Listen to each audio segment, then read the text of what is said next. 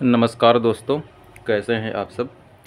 आज के वीडियो में हम जो डिस्कशन करने वाले हैं वो इंडियन कॉन्स्टिट्यूशन का आर्टिकल 3 है। इसको पढ़ने से पहले कुछ चीज़ें मैं आपको बताना चाहूँगा। पहले तो आप अपना बेयर एक्ट निकाल लीजिए, और ये बेयर एक्ट को आपके सामने रखना बहुत ज़रूरी है अगर आप सही मायने में कॉन्स्टिट्यूशन को समझना चाहते हैं, इस देश को समझना चाहते हैं। तो अब आर्टिकल 3 को अगर आप निकाल लिए हैं तो देखिए उसमें लिखा हुआ है, पहला हेडिंग है। मैं आपको एक एडवोकेट के नज़रिए से पढ़ाने की कोशिश कर रहा हूँ, क्योंकि किसी भी अगर कॉन्स्टिट्यूशन को, लॉ को पढ़ना है तो उसको आप तोड़ मरोड़ के जब पढ़ेंगे तभी सही मायने में समझ में आएगा। तो आर्टिकल 3 में जो पहला हेडिंग लिखा हुआ है वो लिखा हुआ है कि formation of new states and alteration of areas, boundaries और नेम्स ऑफ एग्जिस्टिंग स्टेट्स। एक बार में पूरा पढ़ेंगे समझ में नहीं आएगा। अब इसको मैंने अलग अलग तोड़ मरोड़ के आपको यहाँ पे मेंशन किया है। Formation of new states, article 3 में स्पेशली पार्लियामेंट को एक लेजिस्लेटिव पावर दिया गया है। पार्लियामेंट को क्या पावर दिया गया है? Legislative power. पार्लियामेंट के पास शक्ति है कि वो क्या कर सकती है? Formation of new states, new states का फॉर्मेशन कर सकती है। ऑल्ट्रेशन ऑफ एरियाज़ कर सकती है, मतलब किसका, कौन से एरियाज़ को ऑल्टर कर सकती है? जो स्टेट्स हैं उनके एरियाज़ को ऑल्टर कर सकती है। Boundaries, names of existing states. अब यहाँ पे जो एग्जिस्टिंग स्टेट्स लिखा हुआ है इसका मतलब ये, it is different from article 2।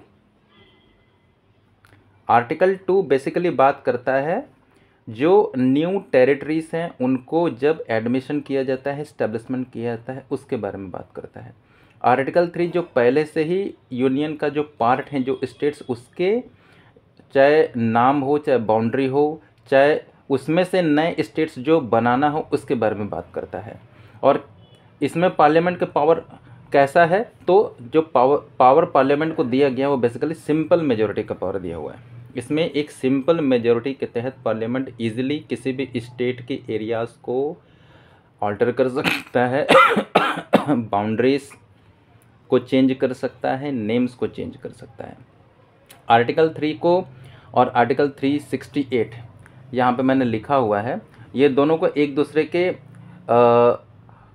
Against में एक तरफ से देखा जाता है कि दोनों में डिफरेंस क्या है।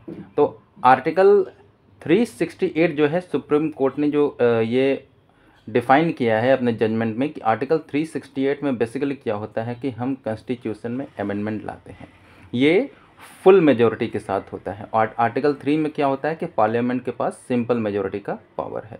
सिंपल मेजोरिटी मीन्स अगर 20 लोग हैं तो वहाँ पे आज के दिन जैसे आपका पार्लियामेंट में सेशन चल रहा है और टोटल 20 लोग ही आए हुए हैं वहाँ पे, तो सिर्फ 11 लोग अगर प्रेजेंट हैं तो अगर वोटिंग करेंगे तो किसी भी स्टेट का एरिया, वहाँ के बाउंड्रीज़, वहाँ के नेम सब कुछ चेंज किया जा सकता है, ऑल्टर किया जा सकता है। अब आप आर्टिकल 3 को और आगे पढ़ेंगे तो इसमें आपको एक चीज़ और पढ़ने को मिलेगा। इसमें 2 एक्सप्लेनेशंस हैं और एक प्रोविजियो है।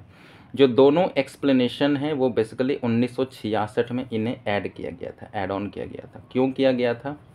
क्योंकि एक फेमस केस आया था, Ram Sen Gupta versus Union of India. ये केस था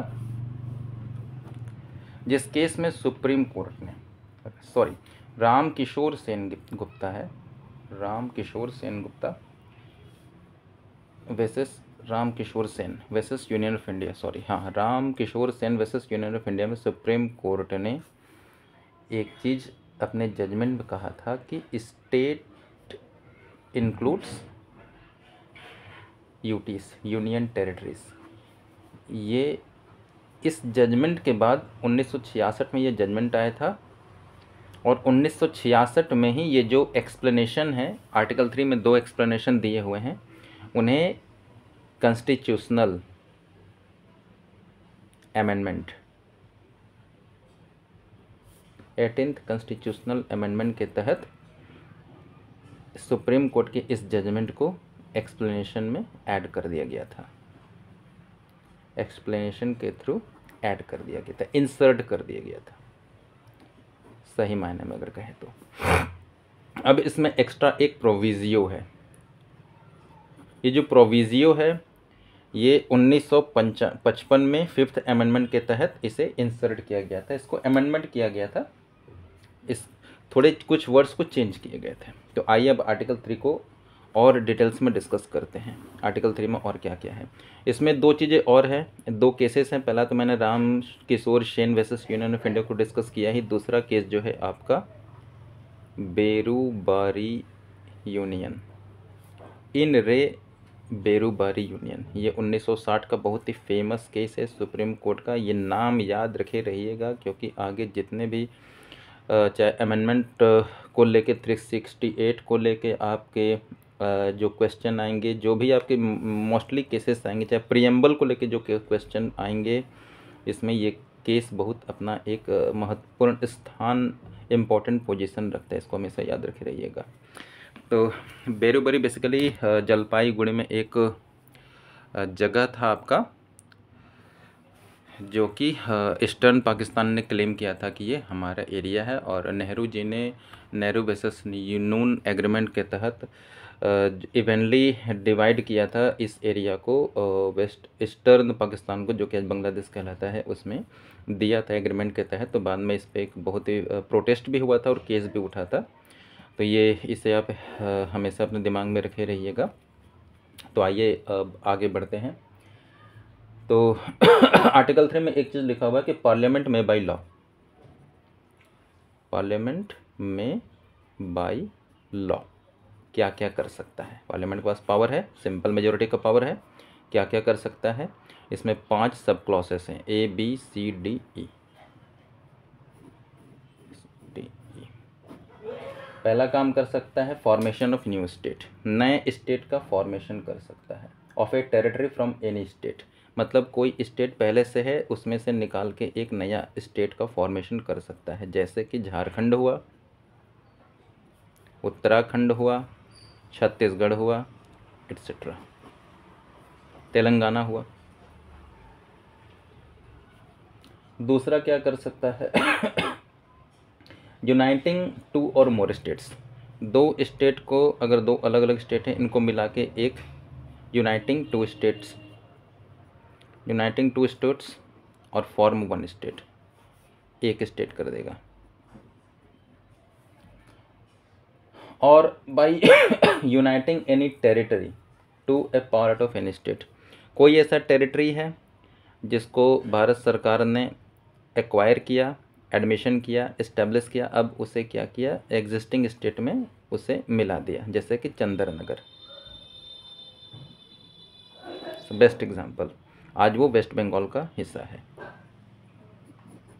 ये क्लॉज ए में लिखा हुआ है।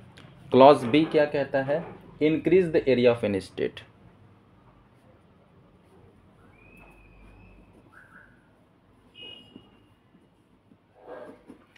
यहाँ मैं एक चीज़ बोलना चाहूँगा, चंद्रनगर नहीं होगा, चंद्रनगर का एग्जाम्पल यहाँ पे होगा। यूनाइटिंग एनी टेरिटरी का मतलब ये होता है कोई ऐसा टेरिटरी जहाँ पे भी कोई नोबडी एग्जिस्टेड, अब उसे उस स्टेट में फिर से मर्ज किया जा रहा है और एक स्टेट का जो एरिया है उसे बढ़ाया जा रहा है, ये आएगा। Increase the area of any state, किसी भी स्टेट के एरिया को बढ़ाया जा सकता है। Diminish the area of any state,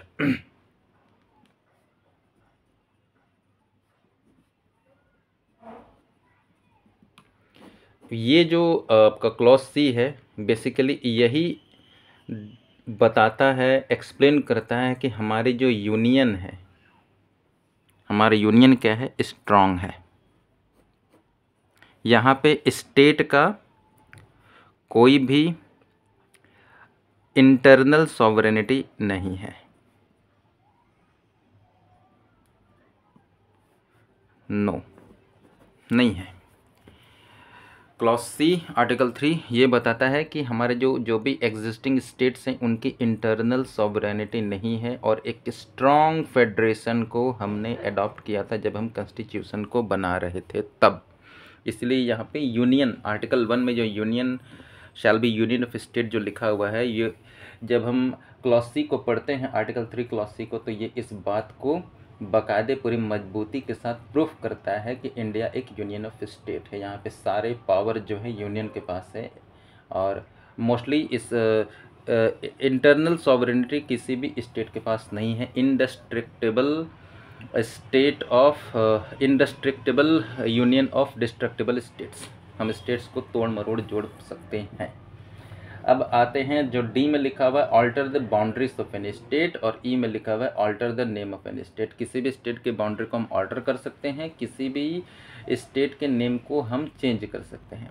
सबसे मोस्ट इम्पोर्टेंट क्या है इसमें, अब प्रोविजियो की आते हैं। ये सब कुछ करना तो है, प्रोविजियो मेन है आपका। प्रोविजियो में क्या क्या है, कुछ पॉइंट्स है जिस पर आपको ध्यान रखना है। पहला तो ये है कि जब आप बिल स्पेशली आर्टिकल 3 में किसी भी हाउस में, चाहे लोकसभा में चाहे राज्यसभा में, जब आप प्रेजेंट करेंगे तो सबसे ज़रूरी है कि आपका प्रेसिडेंट का रिकमेंडेशन ज़रूरी है, फर्स्ट थिंग। और सेकंड थिंग, जब आप कोई बिल, कोई प्रपोज़ल जब प्रेसिडेंट के सामने ले जा रहे हैं और ऐसा प्रेसिडेंट को लगता है कि that bill is going to affect the area, boundaries, name of the states, तो प्रेसिडेंट क्या करेगा, फर्स्ट थिंग प्रोविजियो में जैसा लिखा हुआ है, प्रेसिडेंट पहले उस बिल को उस कंसर्न्ड स्टेट जिसका हम एरियाज़ को ऑल्टर कर रहे हैं, नेम को चेंज कर रहे हैं, बाउंड्री को हम चेंज कर रहे हैं, वहाँ के स्टेट लेजिस्लेचर के सामने उसको रेफ़र करेगा कि आप अपने जो भी व्यूज़ है उसे आप हमें दीजिए, बताइए, आप हमें एक्सप्रेस कीजिए। तीसरी बात, प्रेसिडेंट जो है एक स्पेसिफिक टाइम पीरियड भी मेंशन करेंगे कि आप इतने दिन के अंदर अपने जो भी व्यूज़ है हमें दे दीजिए।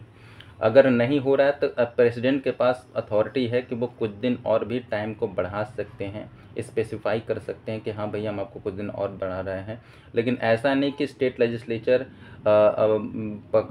आपको 2 महीना, 3 महीना, 6 महीना, साल, 2 साल, 10 साल उसको बिल को अपने व्यूज़ को लटकाए रख दिया। अगर एक स्टिपुलेटेड टाइम पीरियड में उस कंसर्न स्टेट के स्टेट लेजिस्लेचर ने अपने व्यूज़ नहीं दिए तो फिर क्या होगा, प्रेसिडेंट इसे मान लेंगे कि जो भी चीज़ें हैं हम अब इसको फुलफ़िल कर रहे हैं, और जो भी ऑल्ट्रेशन है, जो भी चेंजेस हैं, हम उसको फाइनली पार्लियामेंट में उसे अमेंड कर रहे हैं, उसे पास कर रहे हैं। तो ये हो गया आपका आर्टिकल 3 को लेके आज का वीडियो। आपको वीडियो कैसा लगा हमें ज़रूर बताइएगा, और बाकी नेक्स्ट वीडियोस के लिए हमारा इंतज़ार कीजिए। नमस्कार।